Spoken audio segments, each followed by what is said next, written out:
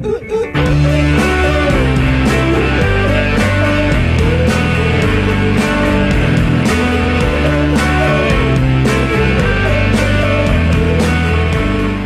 the interruption. I'm Sam Mulberry, and I'm joined by Annie Berglund.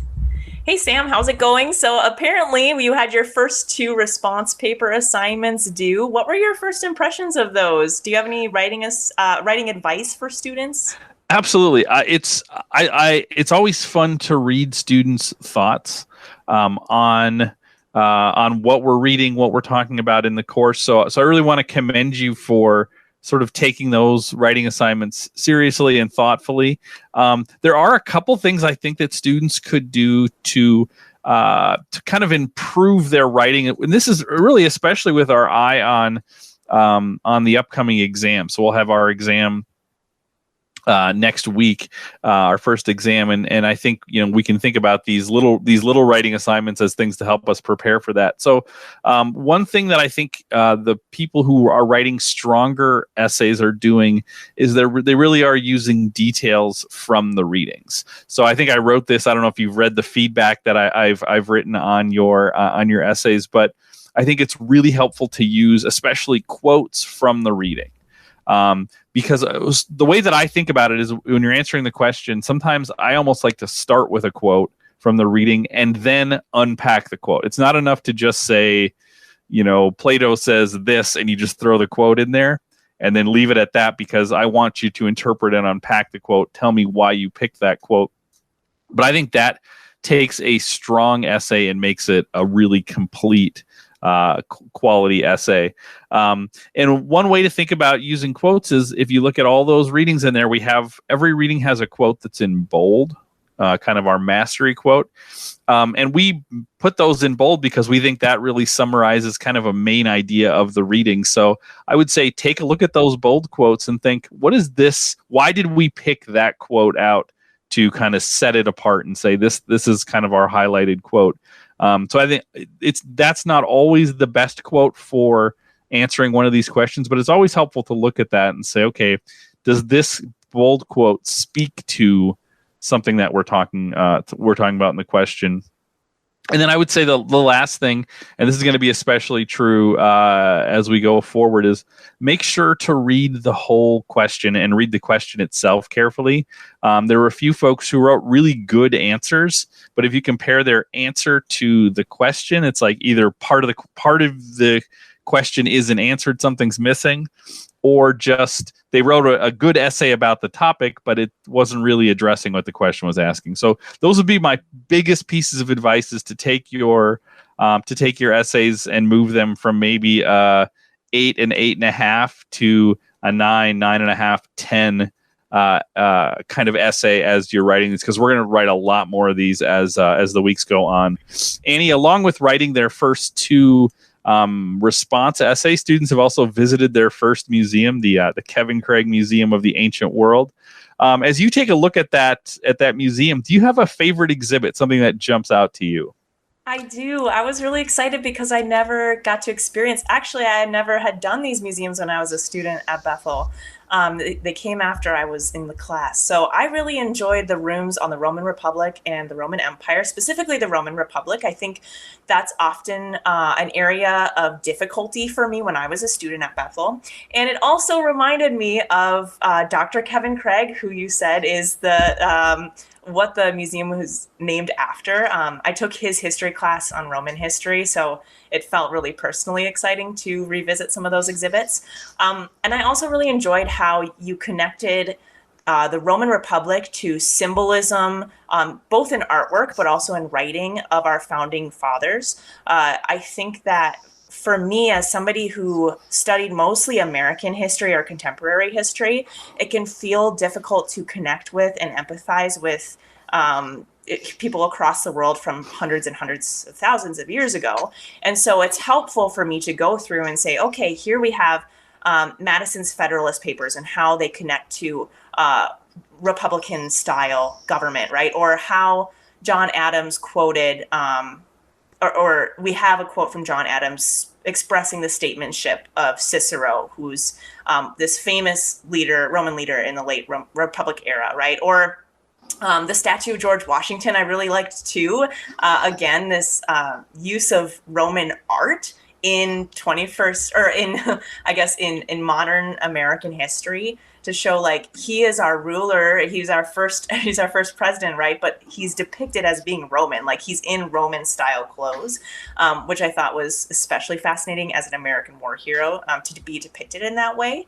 But I also liked that you end the Roman Republic exhibit with saying, oh, there's obvious differences still, right? So there are the 12 tables of Roman law, and in that we see excerpts of the subjugation of women, of the different treatment of children with disabilities, or just children in general being undervalued, I guess you could say, compared to even centuries later, and especially today. So I loved the journey of seeing similarities and differences in that museum.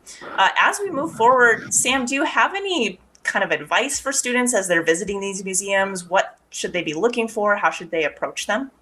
Yeah, absolutely. And as we said, I think in the email that I sent out when you took started your first museum, the one that we've done so far, the Ancient World Museum, is the first one that we made. So we kind of got better at them, and they get more complex and interesting to look at as we go forward. So hopefully you'll notice an evolution as you go through these museums. But I would say one big piece of advice is the same thing that I would say to you if we were taking you to a literal physical museum. And there are great museums throughout the world, whether it's whether you're going to an art museum like the Walker or the Minneapolis Institute of Arts, or you're going to the Imperial War Museum in London, or the Louvre in Paris. And that would be, for one thing, take your time. These things are very big. There's lots of stuff there. So even think about like breaking up your time in the museum. If you're going to spend 90 minutes going through this, whenever I go to a museum, if I'm going to be there for the day or for a couple hours, I'll go maybe go through half the museum, and then I'll stop and maybe have lunch, get something to drink. I'll take a break, let my mind process, and then I'll go back and go through the rest of the museum. So this is what I'm saying is obvious, but you don't have to do all of these in one straight shot. Like, you can visit part of it, take a break, come back, visit the rest of it. So that would be my first piece of advice. Secondly, go into those museums with your study guide open. Be looking for things beyond the questions in the assignment, because as we get closer to the exam, and we keep mentioning the exam because we're about a week away from the exam, you're going to find lots of information about the vocabulary terms in the study guide. You're going to find them in the museum. So I would have that open. I would kind of be looking for mentions of those things. Also, I'd be looking at those essay themes that are in the study guide to say, okay, these things might be ideas or themes or things that come up in the museum. And then the last thing I would say is take notes. If you're approaching those museums just thinking, I want to get this assignment done, that will work. You will do well on the assignment, but you stand the chance to be missing things that are going to be important as we go forward in the course. So think about that museum not just as a means to completing the assignment, but it's also a textbook for you to think about and prepare you for the exam. So Annie, we've talked about the exam a little bit. Now maybe let's just lean into exam advice, because as I said, it's about a week away.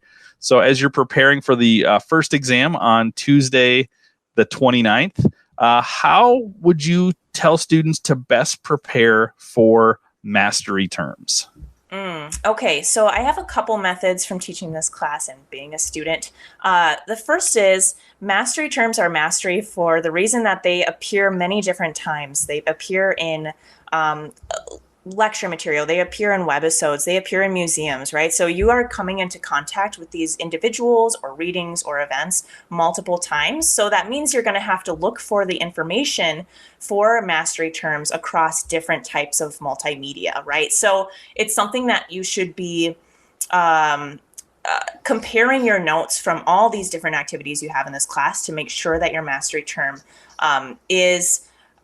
or that your understanding of that term is stretching across all of that information. So I know that that's a little bit broad, but some specific ways that you can help to study for your mastery terms is to make note cards. That's probably one of the most common ways that students study. But But with your note cards, there is a point of caution. Usually students will make note cards and maybe they didn't do so well on the first exam. So they'll come to me and I'll have them show me what they're studying, right? Look at the material that they made in preparation for the exam. And a lot of times their note cards are not detailed enough, right? Sometimes they have maybe like C or B quality on their note cards. So the 2 points of significance that they have for their mastery term on Plato says, he wrote Allegory of the Cave. Okay, great. That's true. That's factual, right? But it's not really analysis. It's not really discussion, right? We want more far-reaching, detailed responses. So usually I tell students, make sure that your note cards that you're studying on are A+++ material, right? So go beyond just having 2 bullet points, but instead have 3, 4, make it as detailed as possible because you're going to be studying those note cards, but probably during an exam, you get stressed, there's timing, right? So we sometimes will lose some of those things that we've been studying, right? And so if we've been studying a card that is, B quality, on the exam, it might show up more like C quality because of the stressors of an exam format, right? So make sure that what you're creating on a note card is above and beyond so that on test day, you are hitting the minimums and even extending beyond that. So be detailed. And also I would say quiz yourself. So try randomly choosing a mastery term and without any preparation at all, just see if you can talk about it for a couple minutes. Can you talk about it to yourself? Can you explain it to somebody else? If it takes some preparation for you, that means you need to go back and restudy that, right? So ideally, you should be able to talk about each mastery term for a couple minutes without much prep. And that means that you're getting to a good place in your study habits for your mastery terms. I also have another note of caution. Quizlets are available online. There's other online resources you can use for studying. And that's a great starting place, but those aren't made by professors. They aren't made by TAs in the course. And oftentimes we find mistakes in students' exams, and we can tell that they're coming from a certain Quizlet because it's the same mistake from multiple students, right? So you can use those as starting places, but know that there are mistakes. There are places where students aren't putting a lot of quality into the Quizlets, right? And maybe it makes more sense to that student who made it than it would to you who are coming in without the context of that student's learning process. So be cautious when you're approaching any other resources beyond those that we give you in this class. And another point of caution, make sure that your points of significance for your mastery terms are distinct from one another. So you're not just building off of the same idea, but instead you are basically answering 2 questions, right? So try to answer, what is the significance for that person or event's context, their immediate context?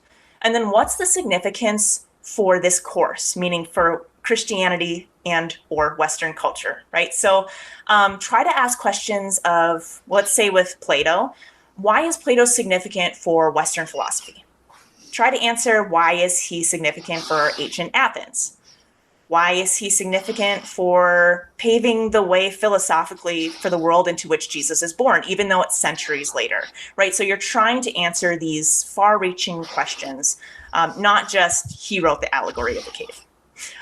So as you're preparing for your exam, how do you best prepare, Sam, for the exam essay? And it seems as though the first prompt is asking, what were the most prominent features of the culture into which Jesus was born? So how would you best prepare for something like that? That's a great question. And as you look at on the study guide, underneath the terms, we have a list of kind of question type things like these are potential themes that will be exam essays. Now, none of those exactly will be the exam essay. We'll flesh those out more. We'll give a little bit more specifics. Usually we'll kind of narrow them or focus them a little bit more. But if I was looking to prepare for, let's say that essay theme, the first thing I'm going to want to do is look at the themes itself. So I know kind of what questions I need to answer. So for example, what, as you pointed out, what are the most prominent features into the world in which Christ is born? Well, we could already answer that, even though we haven't really gotten to Christianity yet in this course. We could already start to think about the groundwork that's laid to create that world. So we've talked about the Greeks, we've talked about the Romans, we've talked about Judaism. So I might go through and say, okay, well, what are the features of each of those things that help set the context for the world into which Christ is born? And as I do that, I want to write some, I want to find some ways to write notes on each one of those questions, because your exam is going to be open book and open note. Now, that's at first sounds great because it's like, well, I don't really need to prepare that much because I can just look things up as I'm taking the exam. But you only are going to get 75 minutes to take that exam. So, yeah, you need to make sure that you have your information organized so you can quickly access and kind of synthesize information as you're answering those questions. So I would go through and take notes on each one of those themes. So if I was working on that question, I might in my notes have a little chart where I say, okay, here are the contributions of the Greeks to that world into which Christ is born. Here are the contributions of the Romans. Here are the contributions of Judaism that all shape that world. Now, as I'm doing that, I'm going to make sure to use details. So I want to think about which terms speak into that. So like from thinking about Greek contributions, I might look at those philosophers like you're talking about and say, okay, how does Plato maybe help shape that world? How does the spread of Greek culture through Alexander the Great help shape that world? Because I know that, Jesus is going to be born into the Roman Empire, into a Jewish culture, but it's also a Hellenized culture. It's also a culture where Greek is this dominant language that runs throughout the empire, which is why the New Testament is written in Greek. So I'm going to be thinking about those things, and I want to think about it in detail. So I want to go through my list of terms and say which terms might fit in with that. Also, which readings might fit in with that. I might even go through and say, okay, are there particular quotes from readings that I think speak into that? Because what is going to make a strong essay, if you want to write an A essay on that exam, that's the kind of stuff we're going to be looking for. Not speaking in generalities, but speaking in specifics. So if you're going to say, if you're going to talk about how Greek culture helped to create that world, you could talk about, Greek philosophical ideas, or you could talk specifically about something from Plato or something from Aristotle or Alexander the Great or some of these types of things, right? The more specific you can be, the better that answer is going to be. So if you're talking about Judaism, you can say, Jesus was born in Jewish culture. There were ideas about the Messiah coming back, through the Old Testament. And that's a good general answer. Or you could also talk about the Maccabean revolt and how that helped shape the way people thought about the Messiah. They looked at Judah Maccabee and said, "Oh, here is this geopolitical leader who starts a political military revolution to throw off the oppressive forces." So people are looking for a particular kind of Messiah, and Christ comes and preaches a different kind of kingdom.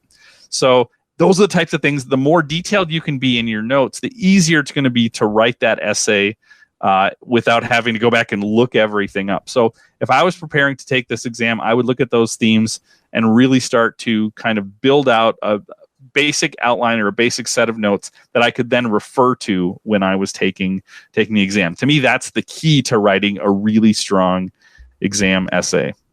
Well, Annie, we'll talk more about Exam 2 as we get closer to it. We'll have one more webisode before Exam 2 where we'll dig in a little bit more. That's all we have for the first segment. When we come back, we're going to dive into some of the big ideas from this unit as we're kind of wrapping up the ancient world and starting to move into the early church. So we will be right back to have a little debate about some of the big ideas from the course so far.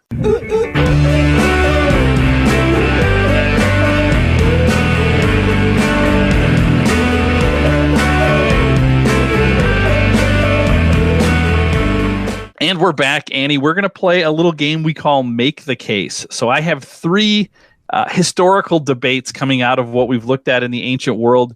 You and I are going to debate different sides of these questions. We don't know which side we're going to get. We're going to randomly choose those. So let's jump right in. Do you want to go first or second on this first question? Oh, I want to go second. I'm honestly so nervous. Okay, I will go first. So our first question is, in Sophocles' play Antigone, who is right, Antigone or Creon? So I have in my hand two envelopes with the answers. Do you want what's in my right hand or my left hand? Your left hand. You're going to take the left hand, so I will take the right hand. Let's open up and see what I got. I got Creon. Okay, so I'm going to make the case that Creon actually was right here. And I think this is actually a tough case to make because I think as 21st century Americans, especially as 21st century American Christians, we want to side with Antigone. Antigone is easy to frame in terms of, the power of the individual over this oppressive government, this oppressive force. We love that as a narrative in America. Even in questions we asked you guys, we talked about comparing Antigone and Martin Luther King. And I mean, why wouldn't you want to be compared to Martin Luther King? So Creon's, we have to be a little bit more nuanced to think about why he might be right. And in part, to understand this, we need to think about the context. Creon is living in the city of Thebes. He's recently become king of Thebes, and Thebes has just gone through a civil war. His context matters. There's been a war between two forces within the city, one led by Polynices, one led by Eteocles. Those are the brothers of Antigone. They have killed each other. Polynices is defending the city. Eteocles is defending the city. Polynices is fighting against the city. I hope I got that right. I always get those confused. And Creon, he says what really matters is the security of the city. If we think about the ancient Greeks, they value the group over the individual. They value the security of everyone over any one individual. So even though, we talk about Antigone having this responsibility to her family, Polynices and Eteocles are also part of Creon's family. So he has to weigh out, do I care about, do I put the focus on my family, on me, or do I put it on everyone in Thebes? And Creon is saying, we have to care about the safety and security of the people. He makes this metaphor in the play where he says, think about the polis as a ship at sea, right? Everyone in the polis is on this ship in the middle of the sea. And as long as that ship is safe and secure and everything's fixed up on the ship, things are going to go well. We're going to sail in a straight direction. And then we can have commerce and community between us. But he says, but if anything threatens the security of that ship, and that ship starts to break up, that ship starts to sink, all of those other things go away. He says the ship of state needs to be secure. So even though Polynices is his family, right, is a citizen of Thebes, he also threatened the security of the city as a whole.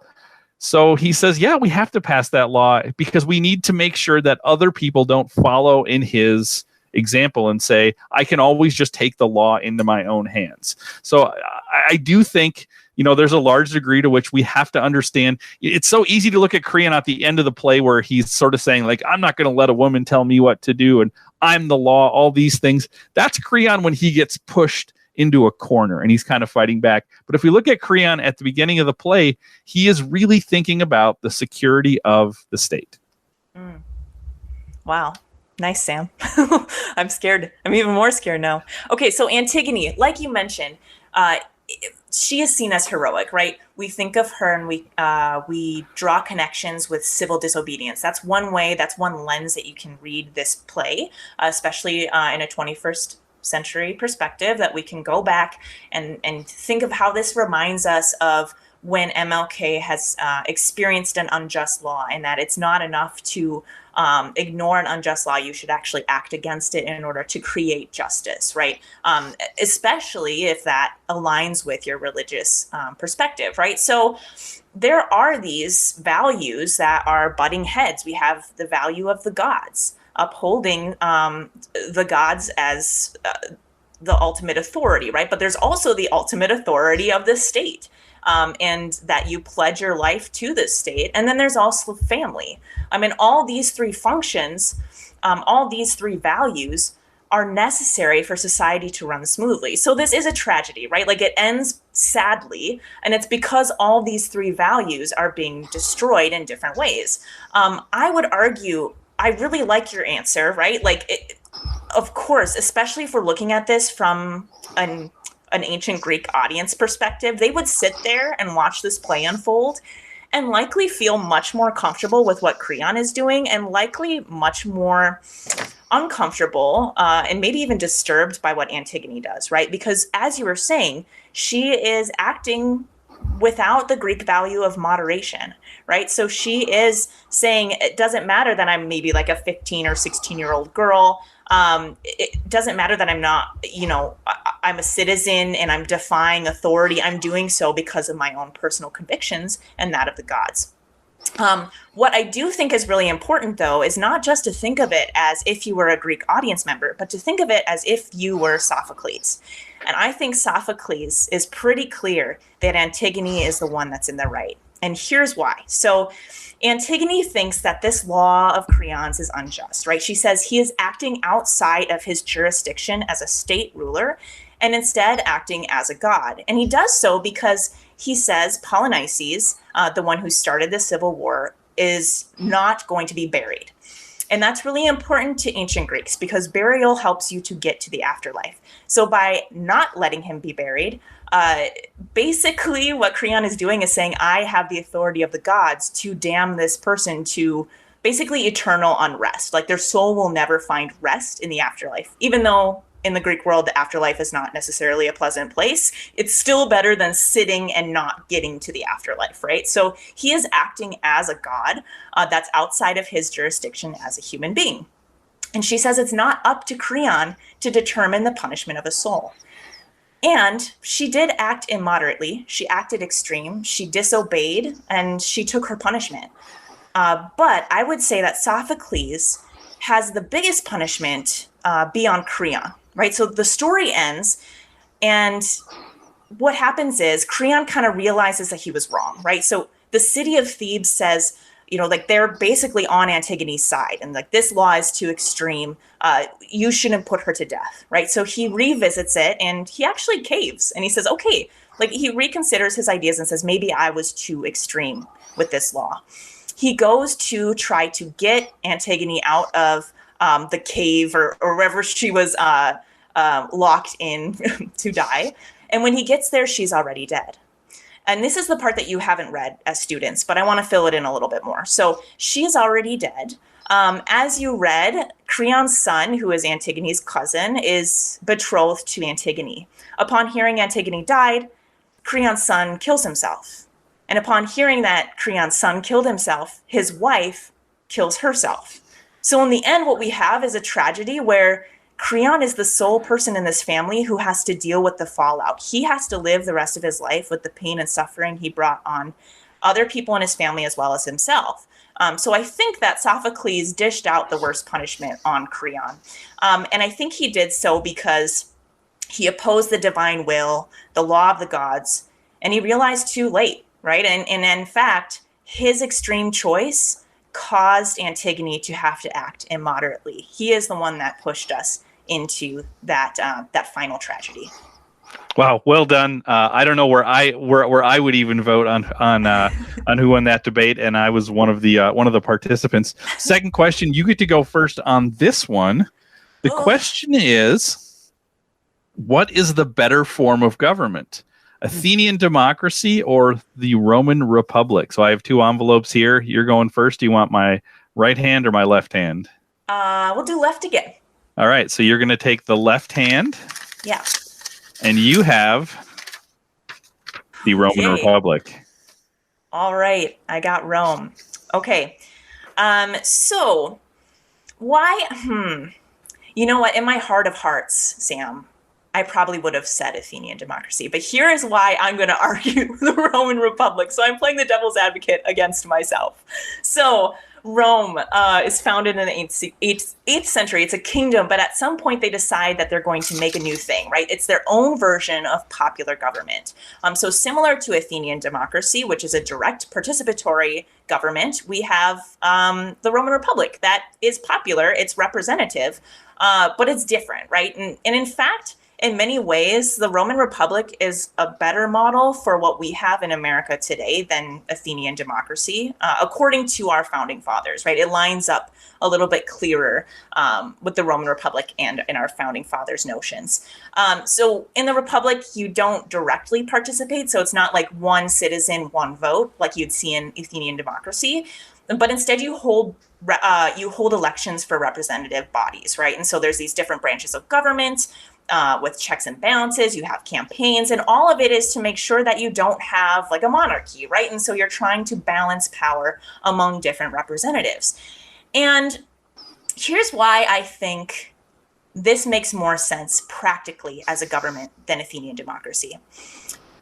Athens is a polis, right? It's a strong polis, but it's a polis. The Roman Republic is a large empire. Athens fights and gains territory, whatever. But the Roman Republic, if you look at maps, it spreads throughout much of the Mediterranean by the time that it shifts over into the Roman Empire. And so when you have a territory so big, you not only have a lot of people, but you also have a lot of diversity. You have a lot of diversity in peoples and cultures. You have a lot of diversity in geography and climate and specific needs of individuals.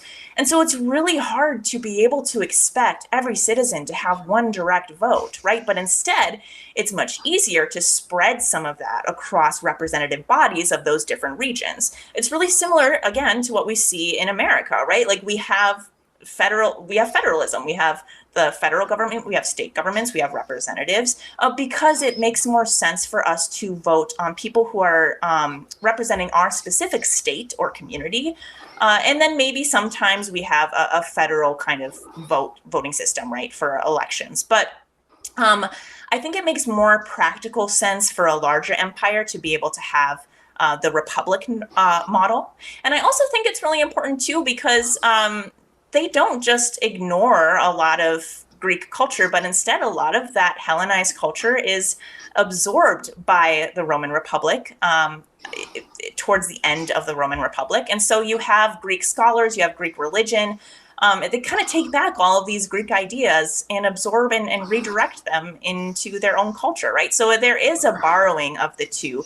It's not necessarily an opposition. And I think one of the biggest reasons why I would say the Republic is a better form of government than democracy is not so much on the merit of the Republic, but more on the demerit of the democracy. And what I mean by that is that in your Thucydides reading, there's two parts, right? So you have the first part, that's Pericles' speech, his oration for the dead. And then the second part is looking at how this view of equality that we're so easily able to put into our view of Athenian democracy, that equality to us is very different than equality and participation to ancient Greeks.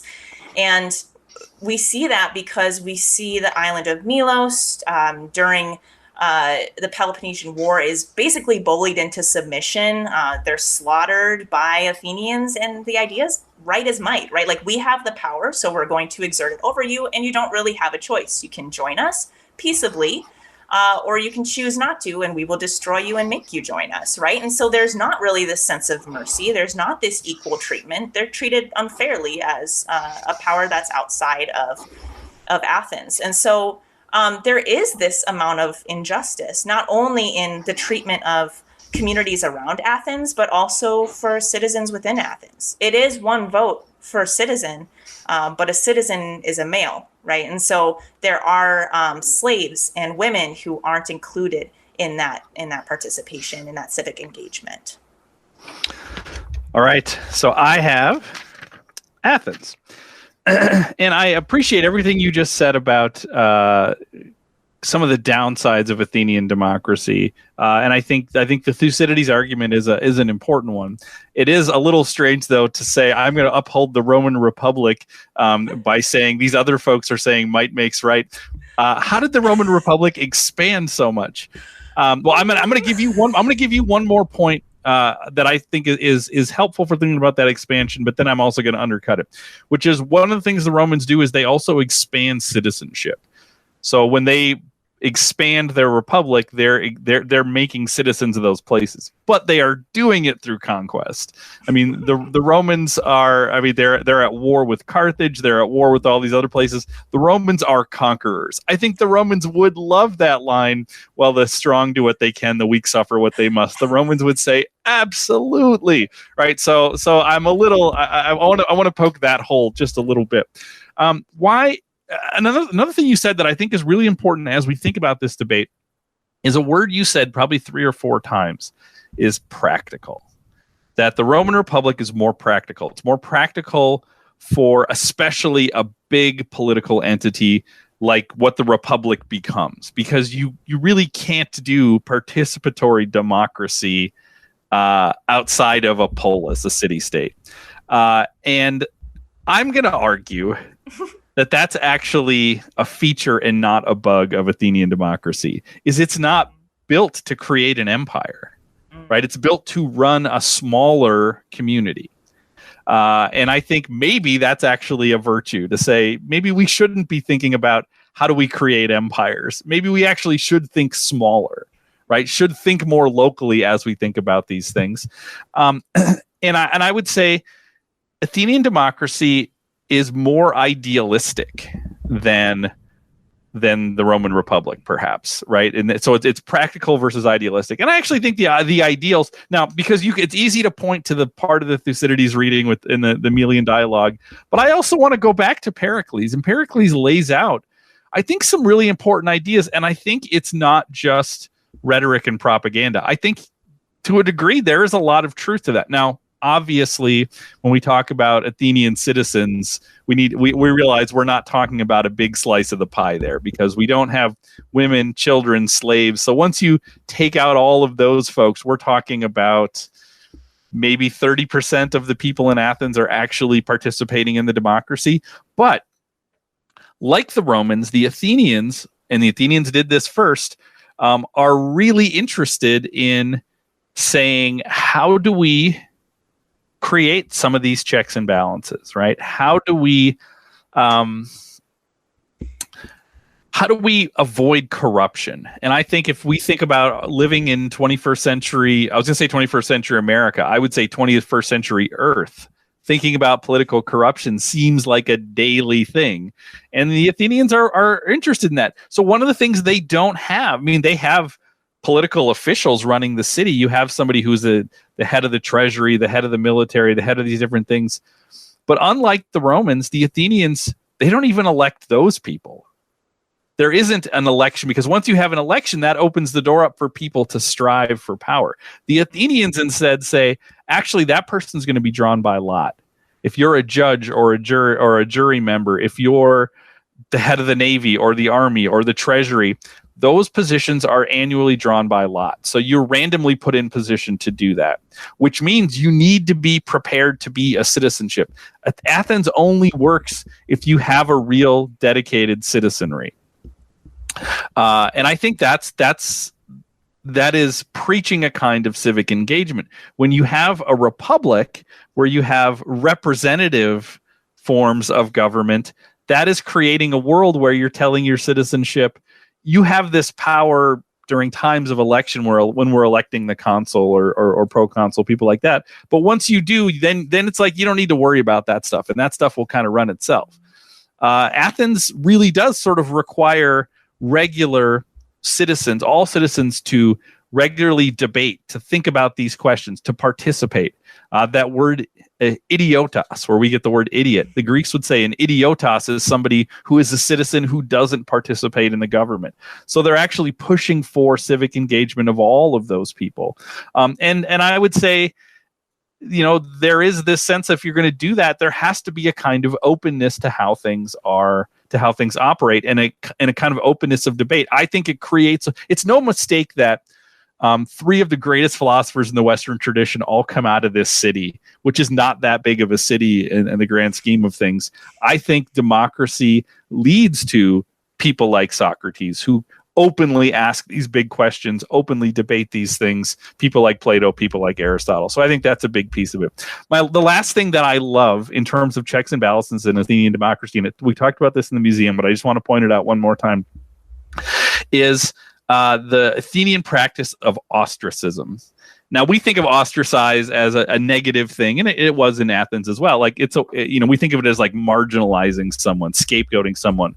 But for Athens, what it meant was that when somebody became too dangerous or too powerful in the city, the people of the city could vote to ostracize that person. And what it meant was they weren't killed, they weren't stripped of any of their wealth or anything like that, but they just were forced to, for 10 years, go away, so that they wouldn't put too much of their influence in the city. And then after 10 years, they could come back. And I think that's kind of an interesting thing. I think there's, regardless of where you are at politically in America, I imagine we can all think of people who be like, it would be nice if we could take that person and say, for 10 years, you're off the chessboard for a little bit, because we kind of need to reinvigorate what we're doing. And the too heavy of an influence of certain individuals, I think, creates that. So I find that to be a really interesting practice. I'm not saying we should do it in America, but I think it's interesting to think about that the Athenians were even thinking at that level. Love that. Quick disclaimer. I am not a hyper-nationalist, imperialist conqueror. So I need, you guys don't know me very well. Like, I promise. I'm just putting on a hat and pretending to be someone else. That's right. And remember, you were randomly given the job of debating for the Roman Republic. All right. Last question. More important philosopher for Christians to wrestle with, Plato or Aristotle? So I'll go first on this one. Should I take what's in my right hand or what's in my left hand? Oh man, I think you got to decide, Sam. Do you know? No, you pick. Because I'm holding the envelope, so this way we know we're not. I'm not rigging this. The pressure. I hope it's the one I want. We'll do left again. So you'll do left and I'll do right. Is that what you're saying? Yeah. Yes. Okay. So I get Plato. All right. So why is Plato so important of a figure for Christians to wrestle with?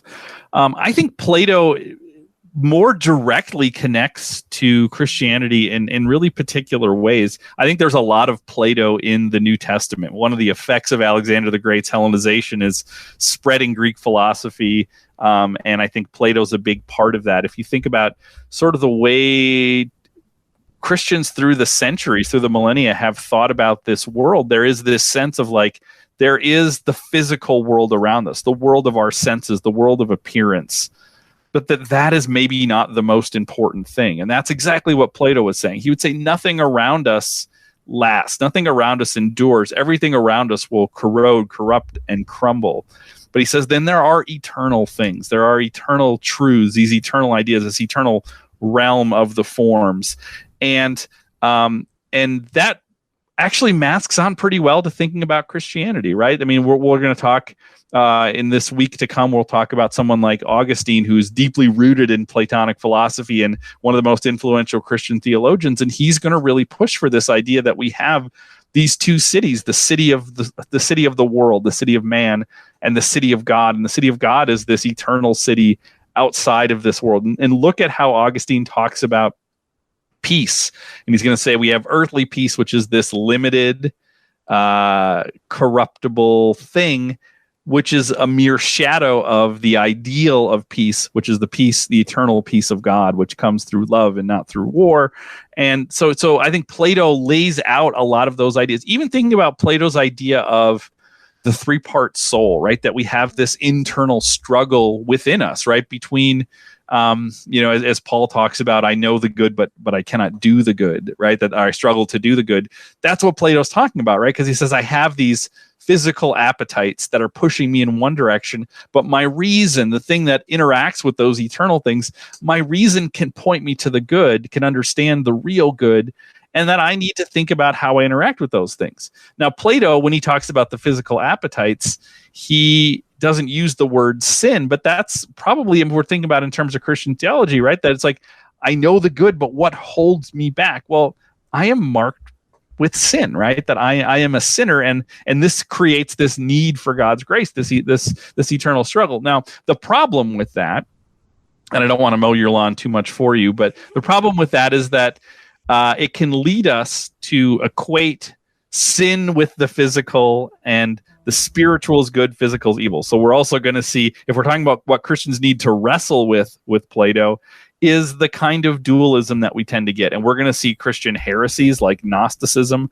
are going to be rooted in this idea that physical's bad, spiritual's good. So that's a trap you can fall into. And it's not exactly what Plato was saying, but I think Platonic philosophers going forward double down on that dualism a little bit, and that creates big problems for Christianity. And we're going to see Christians continue to wrestle with that question. I think Christians today, it's interesting if you listen to certain pastors, certain Christian theologians talk about sin and grace, sometimes you can notice, wow, they're getting a little dualist there. And I think that is the legacy of Plato as well. So we're thinking about who Christians need to wrestle with. I think understanding Plato is so essential.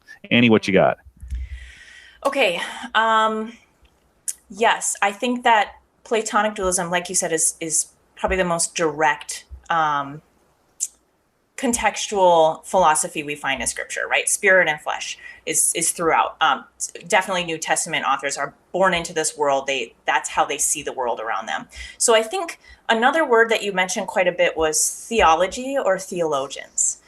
And I think my argument here, and if I could choose to be, I would say I would want to be an Aristotelian Christian. I think that my understanding of this is that it's not so much perhaps about understanding the theology, but instead you could shift it a little bit more to thinking about evangelism.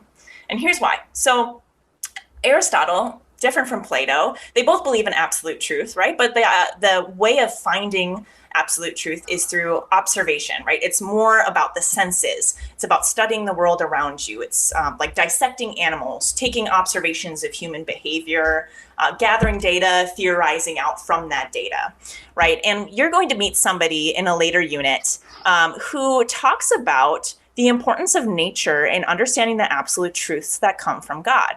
And so Platonic dualism, you're right, like that can really, we can start to have, to go too far with dualism, right? To say that everything of the flesh is sinful, unreliable, temporal, everything of the spirit is eternal, is perfect, right? When in fact, Jesus did himself become flesh and was able to live among flesh. And the Bible begins with this idea that God created the world and he created it and it was good. And in fact, he has his imprints on creation. And so you meet this individual who talks about God's law. And his name is Aquinas, but you'll get there later, so don't worry about that right now. But he talks about revealing of God's truth.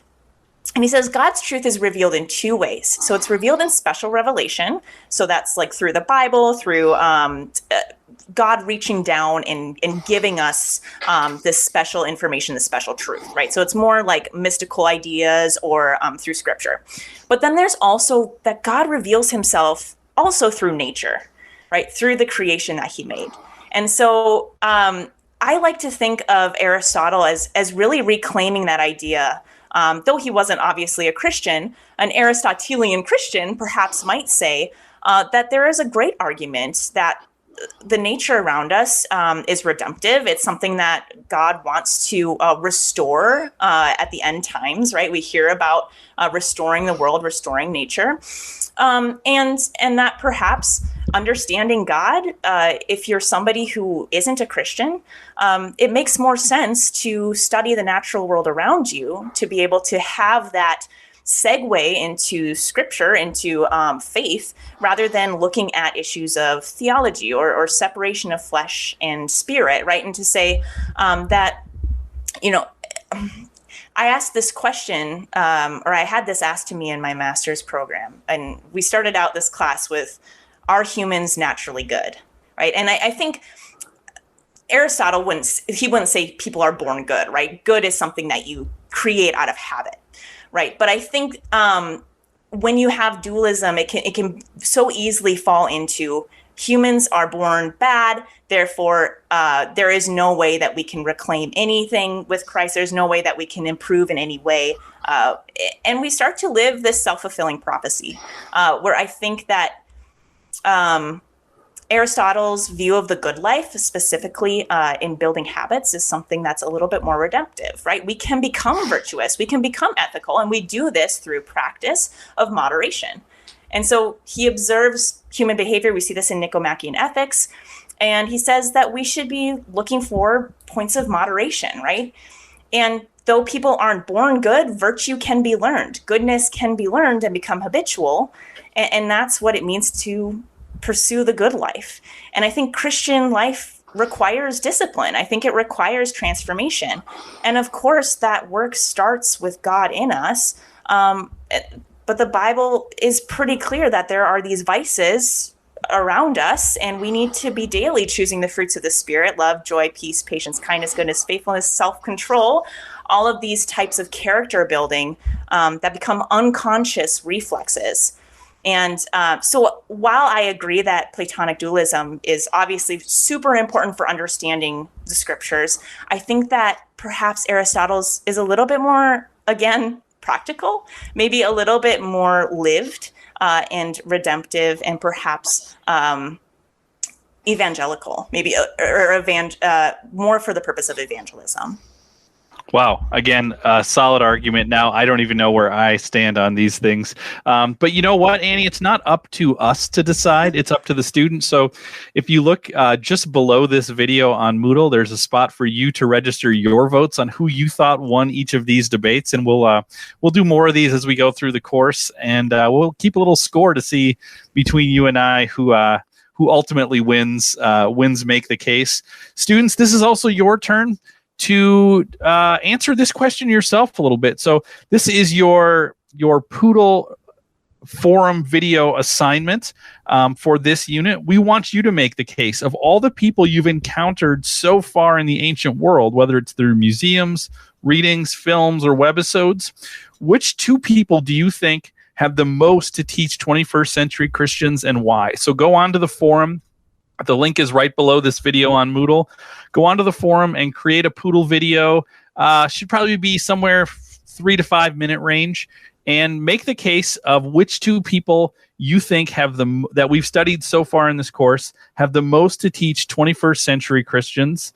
So we're talking about any folks from the ancient world. So you can't do Martin Luther King, because although we've talked about him, he's definitely not from the ancient world. So which two figures from the ancient world have the most to teach 21st century Christians? Record your video. Watch the video that others make. I think that's also a really helpful part of this.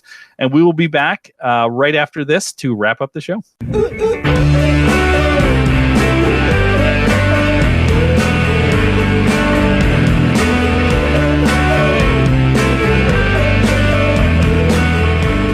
All right, we're back, and it's happy time for June 21st. Sam, happy birthday to Chris Pratt, or Andy Dwyer from Parks and Rec, one of my favorite TV shows. He's also in a ton of movie franchises. He turns 42 today, which is shocking to me. If you could invite 3 characters, not actors, but the characters themselves, from Parks and Rec to lunch with you, who would you invite? This was an interesting question, because I want to have fun at this meal, but I also don't want to go too insane, because I want to invite a couple like really out there characters. So I'm going to start with somebody who will kind of level us off a little bit. So I'm going to take Leslie Knope, because I'm going to need her positivity, because then I want to go a little bit off the rails. Because my other 2 people that I want to have at that lunch is Tom Haverford, because I want to like go big for this lunch. So I want that treat yourself mentality. I think he'll order some things that I wouldn't think to order, and then if you think Tom is out there, then I want a real wild card, and that is John Ralphio Saperstein, just because he's my favorite character on the show. Every episode that he's on is insane and awesome. So, and I think the John Ralphio will match up pretty well. And I was going to have Ben Wyatt there, but I realized I'm actually enough like Ben Wyatt that I can fill that role. And I think I would very much enjoy that. Annie, happy anniversary to Pluto. On this day in 2006, 2 of Pluto's newly discovered moons were named. They were named Nix and Hydra. If you could name 2 celestial bodies, what would you name them? Ooh, this is great. Also, Pluto. Pluto is not a planet anymore, is that It's a right? dwarf planet, yeah. Okay, man, that was such a thing when I was like in the 90s. I grew up thinking Pluto was a planet, and then it wasn't a planet. Now it's a dwarf planet. Anyway, 2 celestial bodies. I would have to name them after my cats. So pop quiz, Sam. What are my cats' names, and which one sucks more than the other? Well, there's Scout, which is the good cat, and there's Ziggy, which is the crazy cat, right? Yes. Also, fully aware that students don't know me at all, so this all sounds crazy that I'm giving Sam a pop quiz on my cats' names. But yes, I would name them after my beloveds. And not my husband. Okay, so happy trails to sunlight. Yesterday was the longest day of the year, which means our days are getting progressively shorter from today until December 21st. Pretty depressing. What is the ideal time for sunset, Sam? I thought about this because I think as a Minnesotan, we're supposed to love the long days of summer. And I do. I do appreciate those days where the sun sets at like 8:45 or 8:50 and you get that long, warm summer day. But in reality, I don't know if this is a popular or unpopular view, but I'm going to say 7:30 is about right, because then if it's dark, if it's like fully dark by 8, I kind of like dark even in the summer. You can get the projector out and watch an outdoor movie. You can play like fun flashlight tag outside. There's lots of good things you can do. And I wake up early in the morning, so it's hard for me to stay up very late. So I kind of want that dark to come a little sooner so I can enjoy some of the fun dark outside things like fireworks. I don't want to have to wait until like 9:30 to watch fireworks. If we could do it at 8 o'clock, that would be great. So I'm going to say 7:30 is the ideal time for sunset. Annie, that is all the time that we have. I want to remind students that to vote for Make the Case, who you thought won, to do your poodle response. Remember, that's due tomorrow by 10 a.m., June 22nd. Your question, remember, is of all the people you've encountered so far in the ancient world, which two have the most to teach 21st century Christians? So go on to the forum, record your poodle video, 3 to 5 minutes, answering that question. So tell us who, tell us why, make your case for why you think they're important. Watch others' videos. We're going to have one more webisode before we get to the exam, which is going to be on Tuesday, June 29th, will be the first exam. So we'll be back with one more of these to really kind of wrap up and review everything we need to before the exam. Other than that, we hope you have a great day. Your only assignment is to do that poodle video, and we will see you in a few days. Say goodnight, Stacy.